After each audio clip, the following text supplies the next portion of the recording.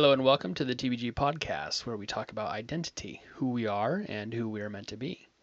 My name is Seth. I am a husband, a father, and an entrepreneur. And with me is my wife. My name is Katie. I am a wife, a mother, an entrepreneur, and a recent graduate of Masters of Arts in Psychology.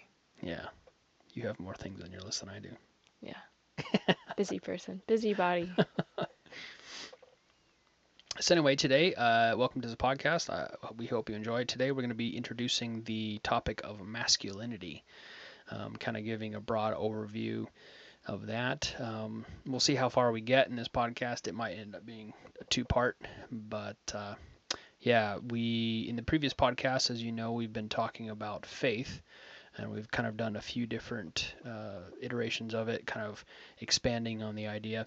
We want to keep doing that. We're going to keep talking about faith as we go forward, but this week we're kind of taking a pause on the faith side. We're going to introduce masculinity, and then there will be further podcasts on masculinity as well. And from time to time, we'll probably do that. We'll pause a little bit and introduce a new topic, such as righteousness or something like that. So anyways, today we're going to talk about masculinity and kind of introduce the concept, and I'm going to tell a story of how I kind of got to the point where I'm at. But before that, go ahead and head on over to tobegotten.com. Check out some shirts that we have there. Since the last podcast a couple weeks ago, we have not gotten much more done on that. We're still very much in transition. If you want to know a little bit about that, listen to the last podcast a little bit, where we kind of update you guys a little bit, recap. Yeah. You can also follow Aegis Off Grid on Instagram. That's a little more details on kind of what we're dealing with, trailers and that kind of stuff. Anyways, yeah, go ahead and go to tobegotten.com, check that out, and let's dive into it. See. So before we start, masculinity, I don't know, maybe I don't want to give the ending away. I was going to ask you what you think masculinity is or encompasses, but you kind of know the answer, so. Yeah, I mean, I do know the answer. However, I think that to introduce the topic, we can discuss about what masculinity is not. Also, Or what the world views it. views masculinity, exactly. And I think along with that is the idea of toxic masculinity, Yeah. how people will kind of rant and rave about toxic masculinity and how men are just terrible people and horrible because of their masculinity and their hormones, and how dare testosterone enter the room. And I think that's a really uneducated view of the topic, because and I think the way that you said it when we had originally talked about the topic was really good. Yeah. But there not being something as a toxic masculinity, just a lack of masculinity. I think that's really good. Yeah, I remember when we first started talking when we met, we talked a little bit about masculinity, and you talked about this idea of toxic masculinity, and I think my rebuttal was, yeah, toxic masculinity is a misnomer. Mm-hmm. Is I think the way I said it. It doesn't actually exist. But what you have is you have masculinity, or you have the lack of masculinity. So masculinity, you have good qualities that come from that, and the lack of masculinity, you have overblown or overcompensations for different aspects and features. Yeah. I think of like just an attribute in general, like self-confidence. Yeah. To put it into maybe different terms that might resonate a little bit easier and simpler to understand. Self-confidence, right, is not thinking that you're better than other people. It's just saying that I don't need to compare myself to anybody else. Yeah. And you're confident in who you are. Right. And yet, and that's not loud and boisterous. That's not proud. Putting other people down. You don't have to constantly test that against other men. Right. Not what it is. So I that's think the toxic side. Exactly. Which is actually a lack of self-confidence. Exactly. So that's a little example. Yeah. Parallel. There. Okay, with that brief kind of introduction, So I wanted to kind of share the story of where I started in my journey of studying masculinity and kind of the path that has brought me here. And it really started probably in high school. My mom gave me this book to read called Tender Warrior by Weber. Weber. I forget his first name. Stu, I think. Stu Weber, maybe. That's right. Anyway, Tender Warrior, and I read through it, and it really resonated with me because he put forth this idea that kind of all throughout history, there have been philosophers and men who have tried to figure out, okay, what does it mean to be a masculine man? What is manliness? And he kind of goes through some philosophical ideas and traces a little bit back to the idea that, okay, if you want to know what a man is supposed to be, you go to the one who made man. And he says, of course, he's a Christian, so he says, that's God. God, the creator, made man. So we need to go to God to figure out what the blueprint is for a masculine man. Mm-hmm. And anyways, that idea really resonated with me. And in his book, he proposes kind of a model. Once he talks about you go to the headwaters of masculinity is the way he calls it, I think. And you go to the source, which is the Bible. You're looking for that blueprint that God has given. And then he talks about, okay, what does this blueprint look like? And the model he proposes is a four-part model, or it has four pillars. He says a complete man is made up of the pillar of king, the pillar of warrior, pillar of mentor, and the pillar of friend. King, warrior, mentor, friend, or friend, mentor. I forget which order he does it in. Anyways, and he says that each one of these aspects of a man has to be fully developed and in balance with the others.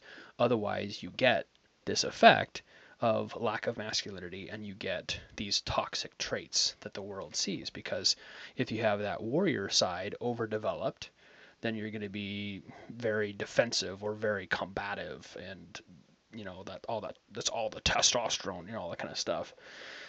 But if you have the friend side, overbalanced, then you get kind of what the other side might be of the simp or the yeah, or the what's the word that's coming? There's a word that's in my brain that I can't quite get out of it. Don't know. Docile, maybe. Soft. Anyways, soft. Yeah. Yeah. So, anyways, he pushed forth this idea that king, warrior, mentor, friend, these four pillars have to be in equal balance in order for the man to be complete. And then he kind of gives the rest of the book really kind of talks about those pillars and the aspect of initiator. And anyways, it's a really good book. If you happen to want a really good read, go ahead and go find Tender Warrior and pick that up. But in my journey, the book was really kind of the starting point, because that it really jived with me. Seeing those four parts is like, yeah, like I want to be the king. I want to be the one who provides and builds a kingdom for my family that they can thrive in. I want to be that warrior. I want to be that protector. I also want to be, a friend to my wife and to my kids, and I want to be a mentor. So it really jived with me. And so I decided that I was going to study this concept in the Bible, because I'm like, okay, well, if this guy, is correct and he did get this concept from the Bible, which it made sense to me, it's like, okay, yeah, I believe that God created mankind. And so if I want to know what mankind is supposed to look like, what man is supposed to look like, go to God and see what he says about it.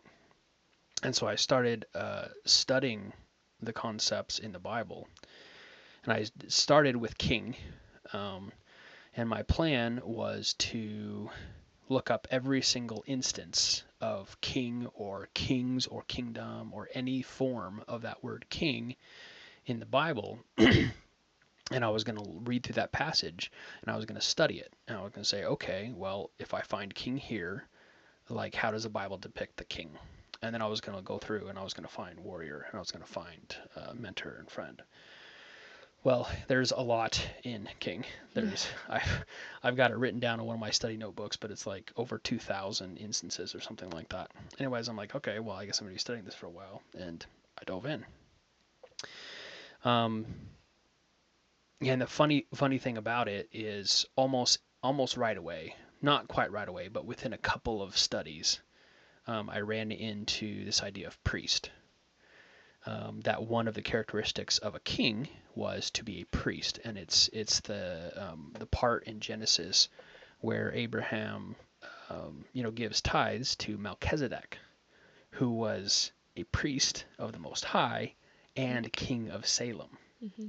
So I looked at that and I was like, okay, so as a king, I'm supposed to be, a priest and, kind of the head of, the religious part of the Family. household. Mm-hmm. Yeah, the religious head of the home. And so then I, kind of kept studying, and I started to find other characteristics, like mighty, conqueror. There's one particular phrase that I still have yet to actually do more study on. It's the idea of a shout of a king. Mm-hmm. And it's in reference to conquering and battle. And so I started to see connections to warrior. Um, and so as I started to study this, I started to see, okay, well, there's aspects of king and aspects of mentor and friend that are a part of. Wait, did I say king? Mm-hmm. I'm sorry. There's aspects of warrior, there's aspects of mentor, there's aspects of friend, which are included in king. But there's also this priest bit, and I'm like, okay, well, king is a priest, but I mean, a king is also a warrior. But is a warrior a king? Like, it didn't quite seem to make sense to me to go that direction. And as I kept studying, I came upon this concept of covenant and kings being set up by God, the King of Kings. So there's God, the King of Kings, that uh, sets up and takes down kings at will.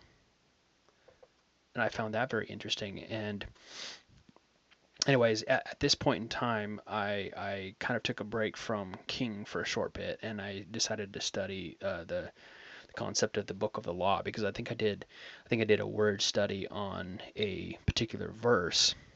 I don't remember what it was, but anyways, it was connected with this idea of the Book of the Law, and I'm like, okay, well, what is the Book of the Law? Like, in my mind, I'm thinking, I think that's probably the Bible. So anyways, I did this study, and yeah, that was essentially the conclusion I came to, is that the Book of the Law is the Bible. But one of the interesting things that I really ran into is that study led me to a text in Joshua 1, 7 through 9. And I wanted to read it because it's really connected with this idea here. Let me get to it.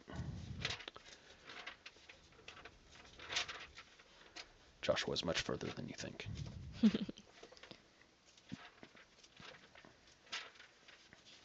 Okay, Joshua 1, verses 7 through 9. So this is shortly after the death of Moses, and Joshua is taking over the leadership of the children of Israel as they're preparing to go into Israel, or into the promised land, right? So, he's praying, and God essentially speaks to him and says this. He says, "Only be thou strong and very courageous, that thou mayest observe to do according to all the law which Moses my servant commanded thee. Turn not from it to the right hand or to the left, that thou mayest prosper whithersoever thou goest. This book of the law," and that's what the connection was that brought me to this verse, "shall not depart out of thy mouth, but thou shalt meditate therein day and night, that thou mayest observe to do according to all that is written therein. For then thou shalt make thy way prosperous, and then thou shalt have good success. Have not I commanded thee?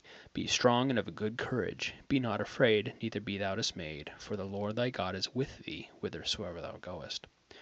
And so in this text, there's Joshua, who is essentially a king of Israel. He is the leader of Israel, which is a lot of what this idea is about. And in this passage, he is told, in order to be successful, he must be in the book of the law, studying every day. And so this concept is like, okay, so king is somehow connected with the book of the law and studying in it every day. There's another passage which essentially says the same thing, but it's even more explicit about the connection to king. Deuteronomy 17. I didn't plan to read this one, but I'm going to. Deuteronomy 17:18 through 20. And it shall be, so this is talking, when God is talking to, I believe, Moses at this point, when he's saying the children of Israel are going to eventually choose a king. And when they do, these are the requirements. And it shall be, when he sitteth upon the throne of his kingdom, that he shall write him a copy uh, of this law in a book out of that which is before the priests, the Levites. And it shall be with him, and he shall read therein all the days of his life, that he may learn to fear the Lord his God, to keep all the words of this law and these statutes to do them, that his heart be not lifted up above his brethren, and that he turn not aside from the commandment, to the right hand or to the left, to the end that he may prolong his days in his kingdom, he and his children in the midst of Israel. So again, you have this idea of king studying in the book of the law, or the Bible, because at this point in time, the book of the law was the Torah, right? Um, yeah, the king studying the book of the law daily in order to have success. And so in my studies, I'm like, okay, well, king is really somehow connected with this idea of studying the book of the law. So from there, let me look at my notes again here. Yeah, so from there I started to think about it and realize that that concept really was at the core of what it means to be king. And over time, this concept was bleeding into this idea of, okay, well, warrior is like a king is a warrior, but is a warrior a king? Like, I don't really see that connection. Right. King is also a priest, and what the heck do I do with that? Um, a king is a mentor, but is a mentor a king? Not necessarily. Like, a mentor is a mentor. King is a friend. And so this idea started to percolate in my mind. Is like, okay, I'm not quite sure how this fits, because there's king with this central concept of studying in the book of the law daily, with these other aspects that seem to be a part of king, but there doesn't seem to be a connection the other way particularly. Right. So what really started to come about by all of this, I kind of went back and touched on the topic of priest again. And yeah, it really kind of seemed to me that the idea of the four pillars was incomplete. And so I'm like, okay, well, I'm going to start studying priest as another pillar. And my thought was, okay, if king is connected to all these other ones, and at the core of this idea is, studying the scriptures, and there's priest, then that must mean there's not four pillars, there's five pillars. I'm like, okay, well, I think maybe this guy, had it wrong. There's five pillars. And so then I started kind of studying that with the idea that, okay, there's king in the center, and then there's priest, warrior, mentor, and friend outside it. And I visualize this as like a wagon wheel, almost.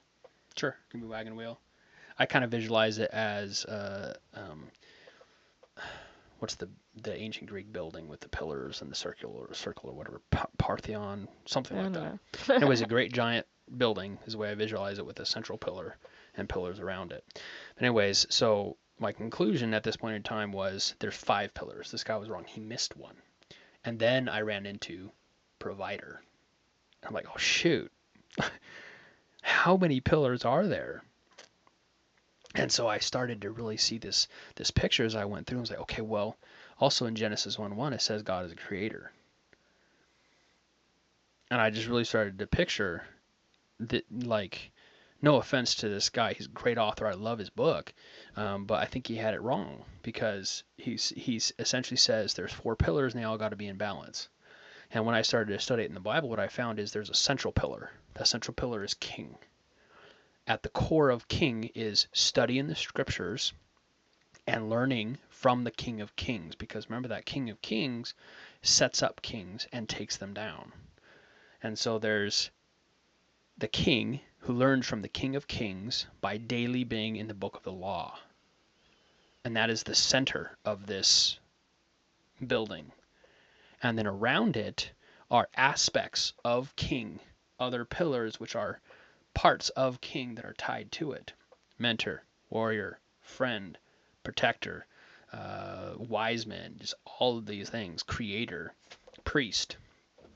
And so you have this really beautiful picture of what it is to be a man that's not, simple or complex. I mean, simple or, basic.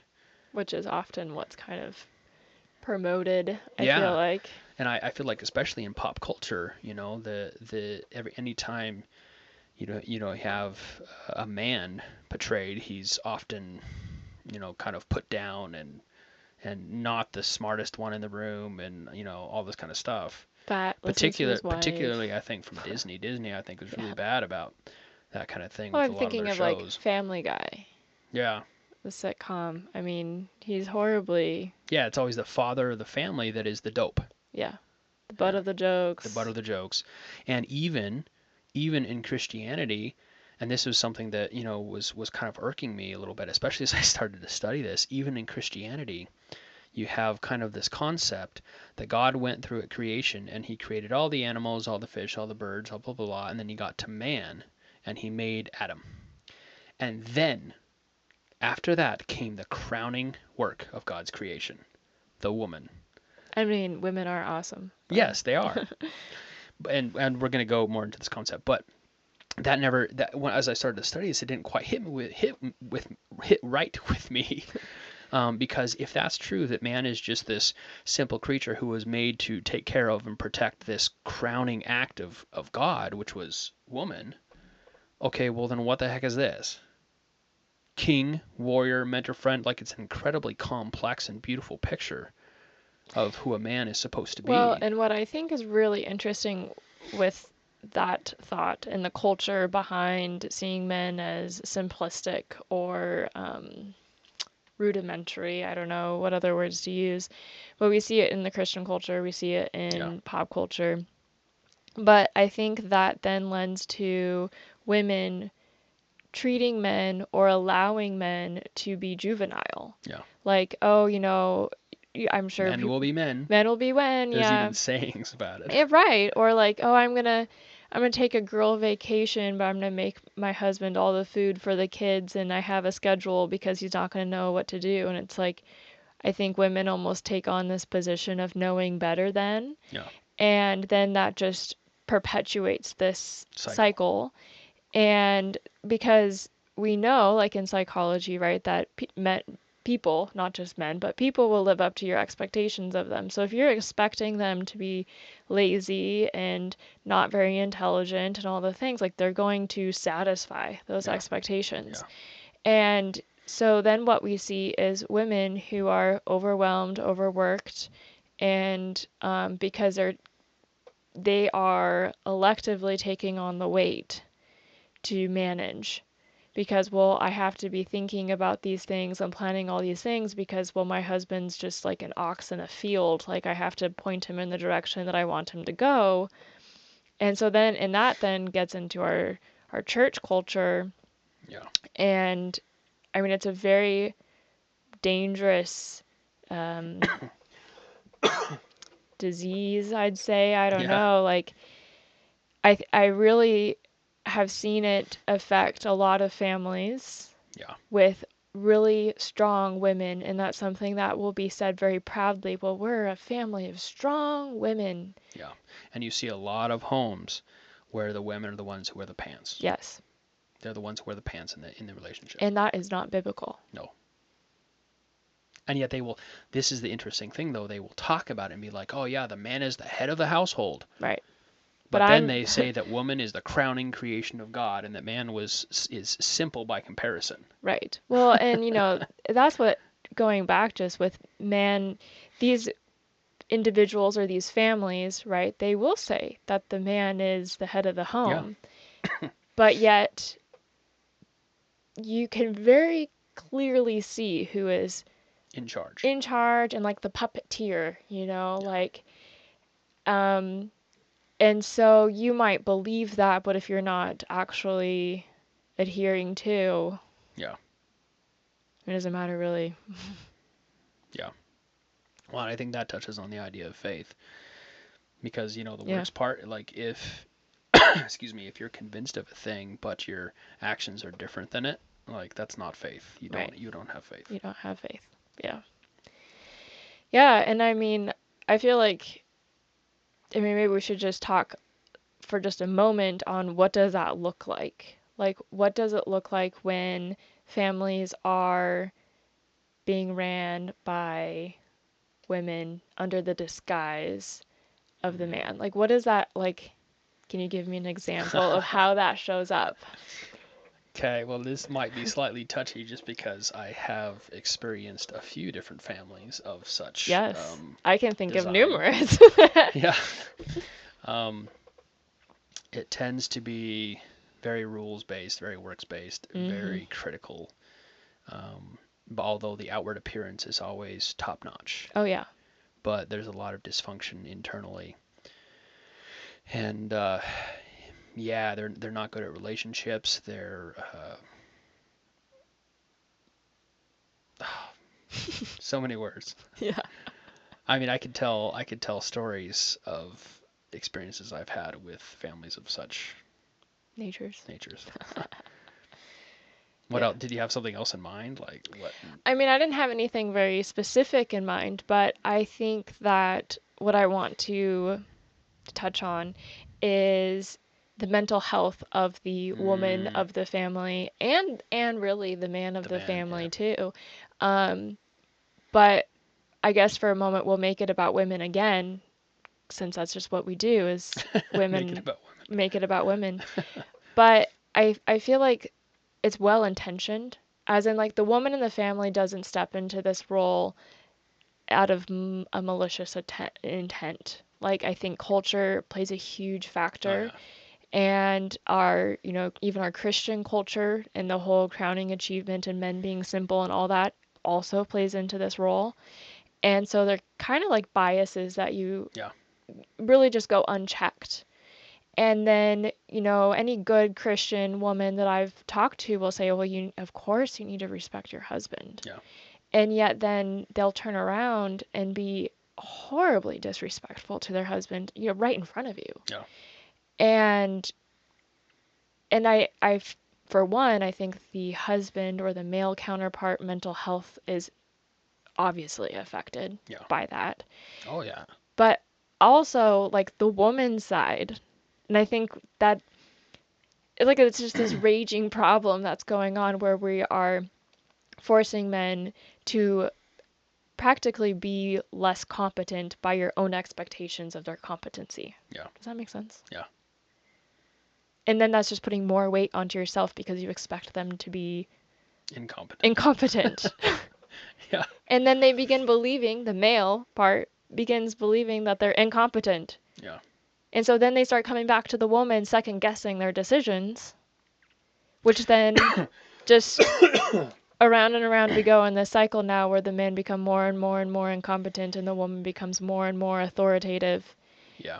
Well, and I think it can also, you know, show itself in a bit of a separation where the man puts himself into his work Oh, because yeah, that's where he is seen as competent. right. He finds his value He somewhere. finds his value somewhere, and oftentimes I think that you know that ends up being in his work. Yeah. No, I mean, I think you're really onto something there. And then, you know, in the traditional family model, which I don't know if we've talked Provider. about family models yet in our Not yet. Maybe podcast. we should do a whole podcast, maybe just on family models. Maybe we But should. You should scratch down a note so scratch we down a remember note. that. But just briefly, we'll touch on family models, and we'll get into it then. But traditionally, right, you have the man who goes and provides. He goes out of the home, traditionally speaking, goes out of the home, provides income to support the family. Right. And then the woman, you know, 1950s, traditional anyways, stays at home, takes care of the kids. But I think you're really on to something with a, if you enter into this dynamic where the husband is seen as incompetent or less than or whatever, he is going to throw himself more into his work and outside of the home to a point where he becomes a stranger in Yeah. his own home because he doesn't know his kids.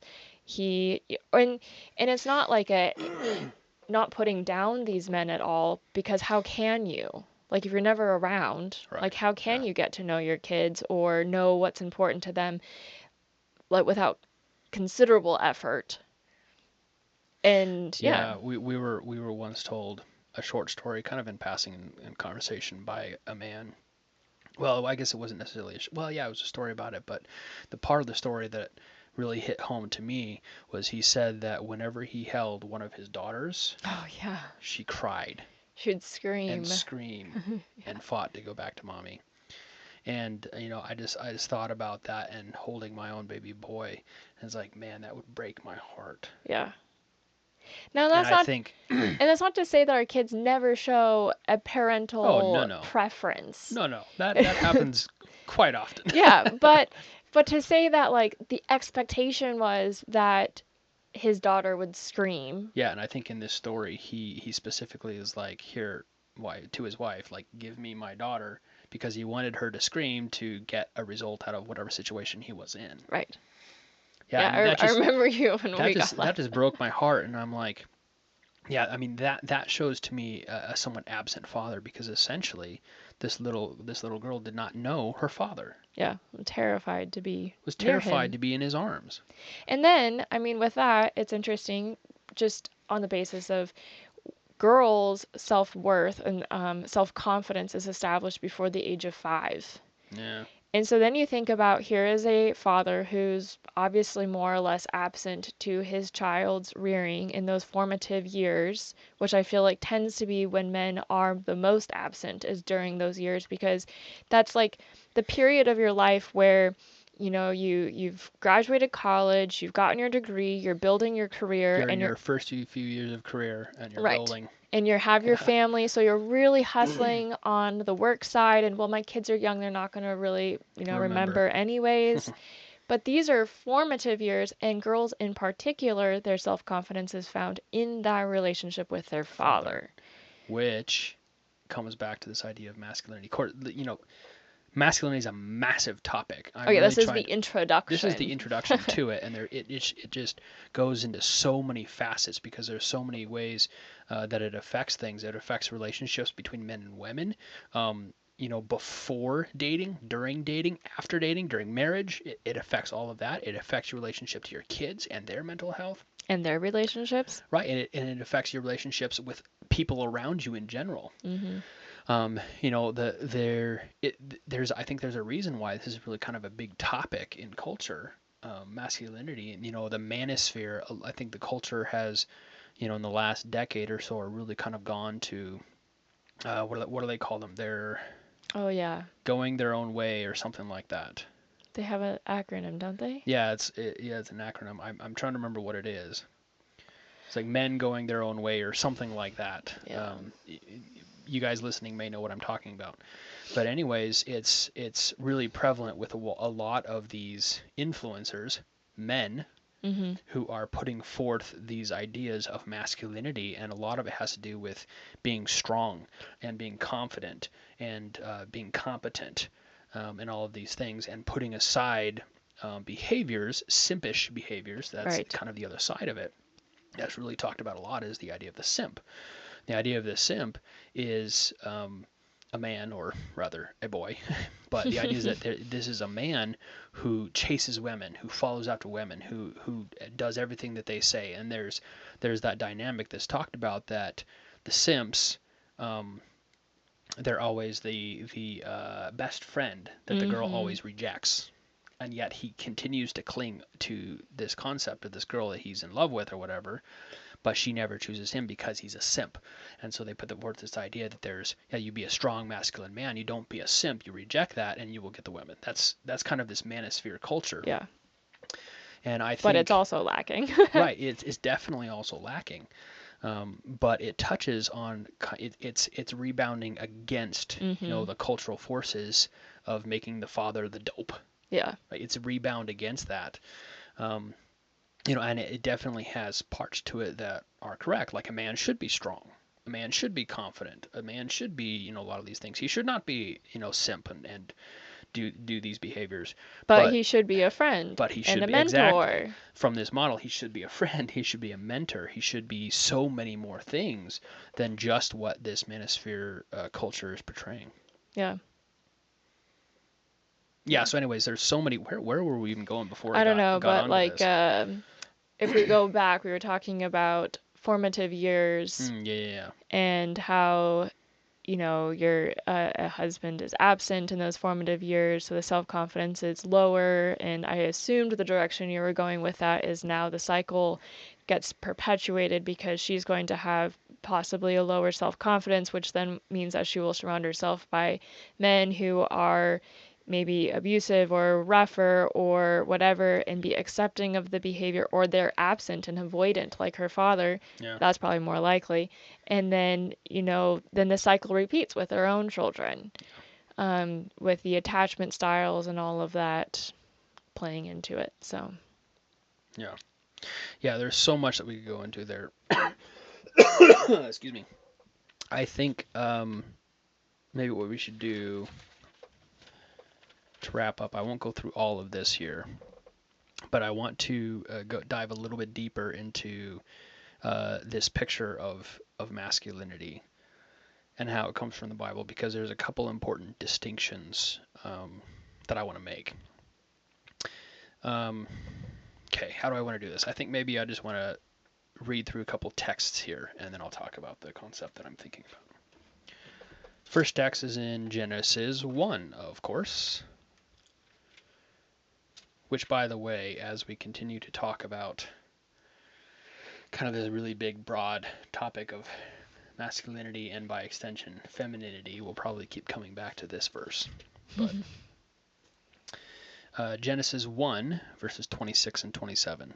And God said, let us make man in our image, after our likeness, and let them have dominion over the fish of the sea, and over the fowl of the air, and over the cattle, and over all the earth, and over every creeping thing that creepeth upon the earth. So God created man in his own image. In the image of God created he him. Male and female created he them. Next verse, Matthew 5:48. Matthew 5, verse 48. Be ye therefore perfect, even as your Father which is in heaven is perfect. And lastly, 2 Corinthians 3:18.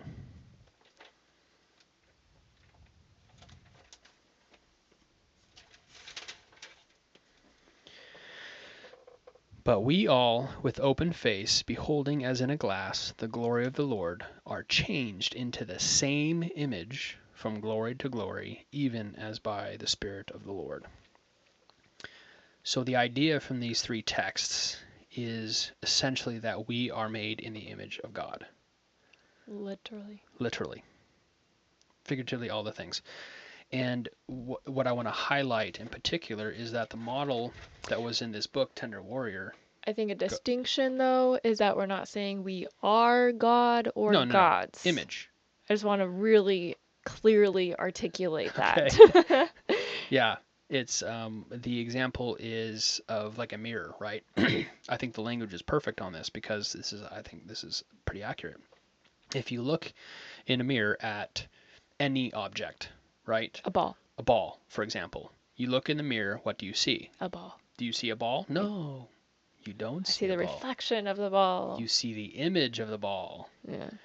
And that image is two-dimensional. Yeah. It is flat. You do not see the other side of the ball.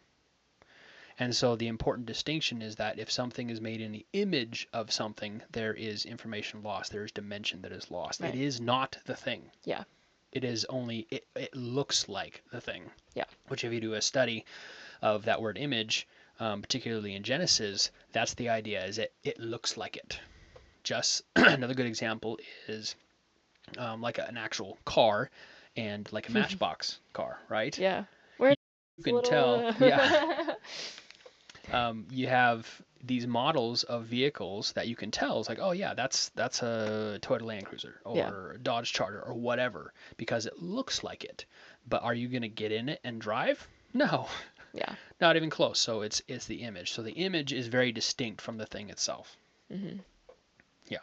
Okay. So the idea that I was really trying to get to though with this is, in this book Tender Warrior, the idea is that you go to the one who made man to find the blueprint for man, right? So you Right. you go to God because he has the blueprint. Yeah. Why? Because he made man. Yeah. But if you read in the Bible, I think there's a very important distinction that because man is he is not simply made by the creator, but he's made in the image of the creator, which means that God does not have the blueprint, he is the blueprint. And I think that's a really important distinction because for this concept of masculinity, what you then can do is look through the Bible, Who is God? who is God, and then be like, I'm supposed to pattern myself after that. Mhm. And that comes back to this idea of identity. Right. Who are you?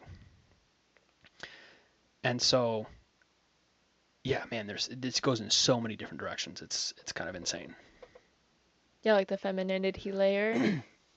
Yes, we will have more podcasts on that because that is a really important piece as well. But yeah, this concept, I think in particular, what's coming to mind is again the idea that in tradition that man is kind of simple. Like you talk about women, it's like, oh man, they're so complicated. I don't even know. Like, there's jokes about it, right? Mhm. Like you have this really big fat book of all the things that I know about women. You look inside and it's blank. Right. Women are complicated, and there was even a wedding that we were at as we were just starting to get to know each other, Yeah. where the pastor Was going essentially, on and on and yeah, he was kind of going on on. and on about the fact that, like, here I am, this simple man that was graced with this crowning act of God, of a woman. Yeah. And I really had a problem with it because it's like, okay, as I've been studying this concept of masculinity, I'm created in the image of God. Do not call me simple. Right. I am not simple. I am not uncomplicated. Like, I am supposed to be patterning myself after the God of the universe. Yeah. So, anyways, that's just a little kind of a pet peeve, a little bit. But yeah, this concept of, um, patterning yourself after the creator, I think is really tied into that concept of identity. Yeah. And that follows in line with the lineage, the divine lineage. Mhm. Like if I am a son of God, who do I look like? I look like my father. Right. Yeah. Yeah. Thoughts? Well, I just feel like, if you really let it sit and percolate, it's really profound and it's really deep. Yeah. Like, I feel like it'd be really easy to listen through and be like, oh, that's kind of weird, okay, whatever, and move on. But, like, just sit with it. Yeah. You know, take it take it closer to home. Like, who do you look like? You look like your biological parents. Yeah. If you wonder if you've never met them, look in the mirror. Like, you are a blend of your biological parents. I mean, that's just the facts of life. Yeah. Some of your characteristic traits, the sound of your voice, your tenor, all of those things are from your biological parents. Yeah. And yet, scripture says that we are Sons of God. sons of God and that we are made in his image. Yeah. I mean, I don't know how that can't really shake up your world about who you think you are. Yeah. Like, Yeah, and it's if you sit with this concept, and especially as you really start to get into the details, you really begin to see how much it touches everything. mhm. Because the idea of that king, what does a king do? Well, the king leads, and he builds a kingdom where his family, his subjects, can thrive Yeah. and grow and build and experience, right? And so, me as a king, I'm supposed to do that for my family. Mhm. Like, my responsibility is to my wife to make sure that she can thrive and grow because I'm the king. The warrior bit. I think this one is really easy to see, especially for probably a lot of men out there who, kind of feel the forces of the culture and are pushing back against it. That testosterone is rising in them. The warrior is very strong. And as a man, as a king, I am a warrior. So I am supposed to protect my family. And that goes so many ways as well. Not only is that you're supposed to protect your family physically, but Mm-hmm. spiritually, emotionally, Mentally. and mentally as well, Mm-hmm. which really puts responsibility for like your wife's mental state. Like if your wife's mental state is bad, it's your job. Which can It's be your really responsibility. overwhelming as a Yeah, man. yeah. But the whole point is I'm designed for that. Yeah. Maybe Which, it's overwhelming. It's a big job, and I don't know how. But look in the Bible. yeah. Which then really goes, to the women out there as well of letting it be your husband's job. Yeah. Like, I don't know if you've ever played a video game or something with a small child. I promise this analogy will work, I think. But I don't know if you've ever played a game with a small child. I have. And I've played games before where she wasn't supposed to be playing I'm playing a game on my phone. She's not supposed to be playing the game. And yet she'll start tapping the phone Yeah. at the wrong times and the wrong color of bus gets sent out and then I die. And then she looks at me like it's my fault that we died when it wasn't even a team effort. Anyways, I feel like that is often kind of what happens just in the relationship of like you go to God and you get your strength from Him and stuff. And I do as well. I'm not saying that I Yeah. don't. But if I'm constantly trying to, you know, touch the phone or do the job for you, inserting myself, it doesn't make the job easier. No. And we're not, by the way, setting ourselves up as a model for any of this. No. We're still very much learning. This is something we've studied, and personally, I have found it very difficult at times to fulfill that piece of studying in the scriptures daily, because life gets so insanely busy. You have so much going on, like trying to sell a house and move and start businesses and run other businesses, Well, and just it's taking care of the kids and the just, amount of time oh that my they take. word. And yeah, kids, like if you don't have kids or never have had kids, like how long does it take you to leave the house without kids? Well, you decide you're going to leave the house, so you make sure you have appropriate clothes on, you get your socks, your shoes, your jacket, you grab your keys, you walk out the door. What does that take you? 5, 10 minutes at the most, something like that. 15 if your shoes are 15, missing. 15 if your shoes are missing. Yeah, you add kids into that, and by no fault of your own or lack of trying, that 5 to 15 minute journey will turn into a 20 to 40 minute journey. We have timed it. Yeah, it's It's it's like kind of insane. 45 minutes. When we make the decision, okay, we're going to go out on a walk or a picnic or Yeah, whatever, from the point of making that decision to to driving out of the being driveway. out of the house, 45 minutes. Like, It's a common time period. Yeah. and I don't even understand how. That's the thing. Like, I'm like, okay, look at the clock. Okay, we're gonna start our timer. We're going, and we're going. I mean, you're chasing one. I'm chasing the other. We're getting I'm shoes and diapers and pants and putting toys away and dealing with a meltdown that lasts 10 minutes because you're putting the toy away. And right, right. And then obviously every time right before you walk out the door, someone poops their pants, right, so then you got to change another diaper. which is a two-man job. Yes. So just yeah, we digress. But like Yeah, so anyways, kids are very life with difficult, and kids. I do think, God absolutely has space for that. Yeah. He designed the family. And so I do think he has space for the fact that sometimes, you read a text and you have a prayer. Yeah. And I think too, like, there are times where the worship that we've had, that at least for me, the worship that I have with the kids, as in like our little, the toddler Bible book or Yeah. whatever that you read at night with the kids, that's my worship too. Yeah. Like, that's, Yeah, and sometimes it comes down to, me reading a short passage, and my wife and I discuss the idea very shortly before we make eat. breakfast. Like, Or while we're making or while breakfast. we're making breakfast. Which, Yeah, but the whole point is, it's really, I think a lot of it is, where do you pull your creed from? Go listen to podcast mm, number 2. 2 or 3, yeah. You get it from the Bible. You're in the Bible daily. And that's still something that I strive for, and I'm trying to figure out how to get better time for. More time, yeah. More time for is to be in the Bible, because I do miss a lot of the study. Because you find all kinds of gems in there. But I do think, sometimes that is the realistic relationship, because that's what it is with God, is Yeah. sometimes you have the points where you're spending a lot of time together and you're figuring out a lot of stuff, you're finding a lot of gems. There's other times where, in this example with God, God has said, okay, so you've learned this thing, now go do it. Yeah. And so if you're busy doing that thing, I think there's a little bit of space for the fact that, you know.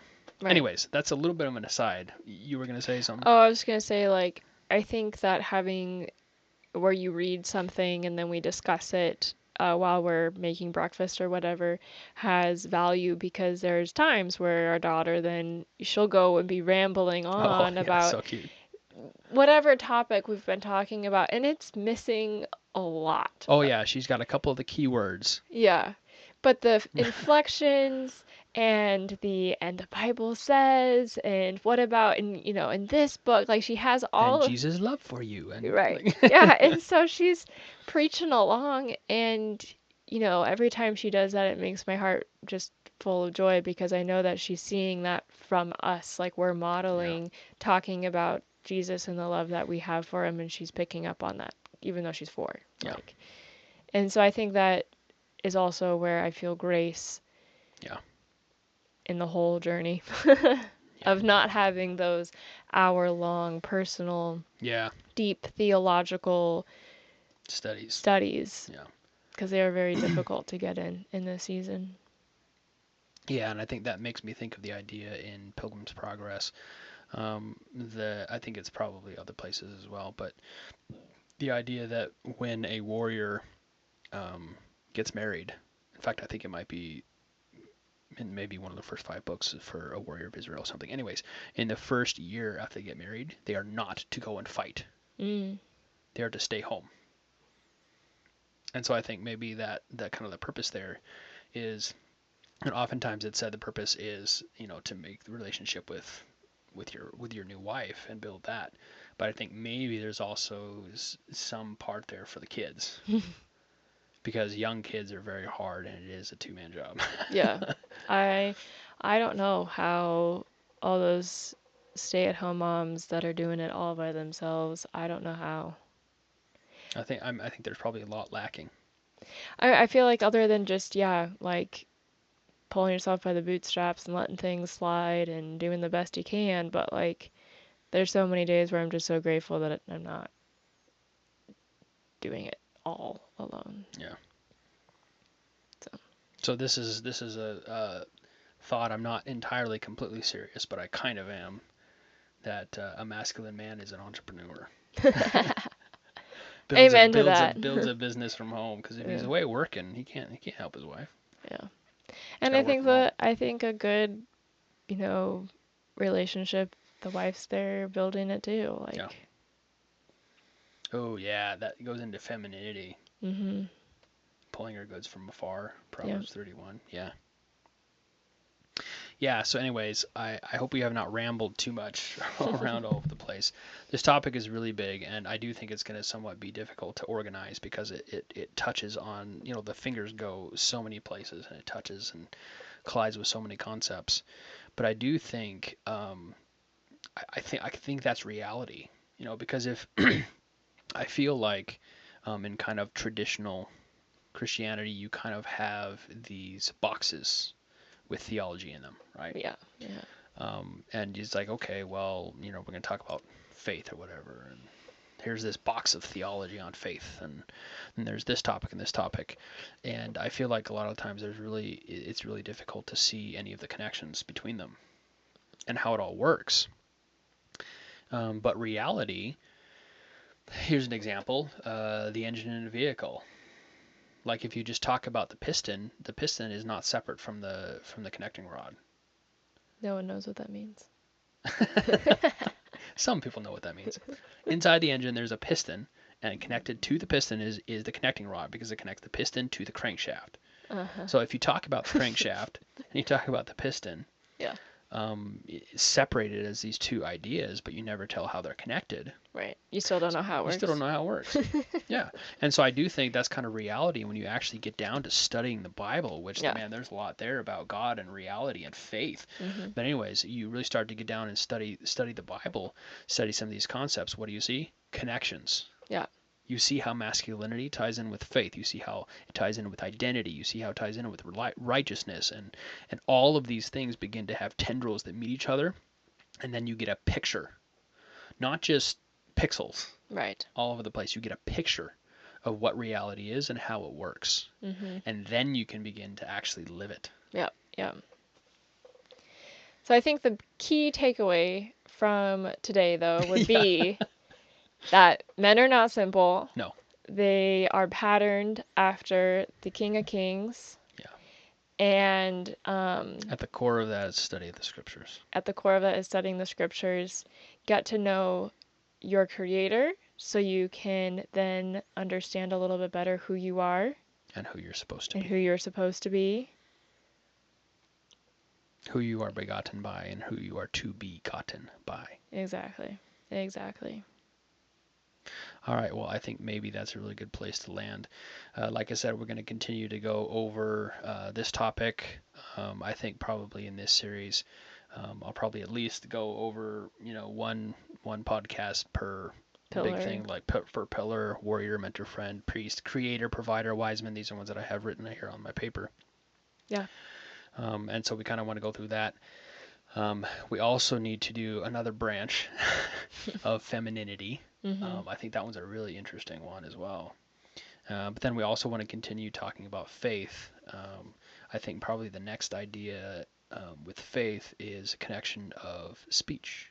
Yeah, yeah, yeah. Yeah, because there's some really good stuff there. And then from there, you can go into God and the Creator and His faith. And how he spoke things And how He into spoke existence. things into existence. Yeah, yeah, yeah. Anyways, I think it's going to be really good. So, yeah, hopefully you keep listening and keep enjoying. Once again, we're just people like you. We're studying the Bible. Please don't follow us. Go to the Bible and study it out for yourself, and see if we're right. Yeah. Maybe we're not. Who knows? We'd love to Anyways, hear. what was that? We'd love to hear. We'd love to hear. Yeah. Anyways, thanks for listening or watching if you're on YouTube. Yeah, go check out tobegotten.com. We've still got merch up there. It is still a work in progress. We're going to have, more features on it, podcasts connected to shirts and all this kinds of stuff. But yeah, like I said, we're really kind of in a big transition period here still. So we're kind of doing the best we can just to get these podcasts out at the slow rate that they are. Anyways, thanks for listening, and we'll catch you next time. Goodbye.